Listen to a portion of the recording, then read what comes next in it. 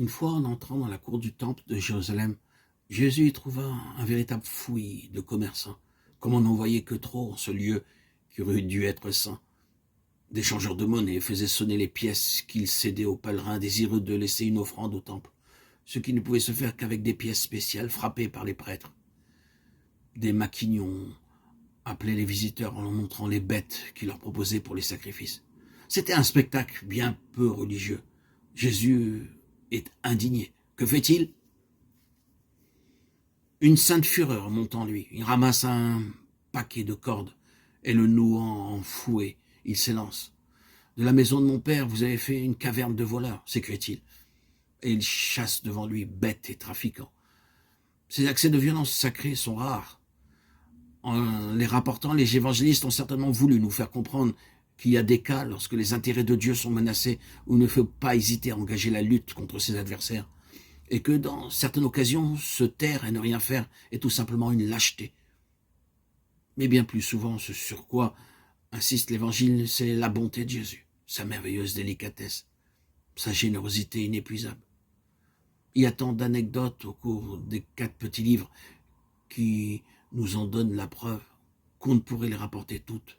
D'ailleurs, nous en avons déjà vu beaucoup. Chaque fois que Jésus se trouve devant un être qui souffre et qu'il implore, il a pitié et il vient à son secours. Il n'y a pas de misère humaine qui ne puisse, en le cœur de Jésus, être consolé. Et l'Église a eu bien raison d'établir une dévotion particulière au Sacré-Cœur, c'est-à-dire au cœur infiniment miséricordieux du Messie.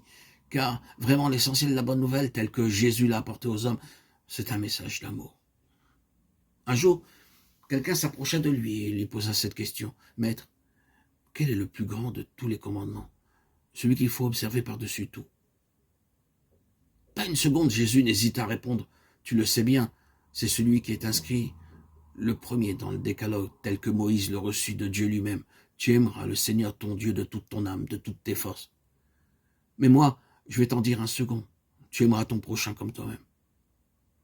Et sache-le bien, ces 2 commandements n'en font qu'un. Aimer Dieu, aimer ses frères, c'est exactement la même chose.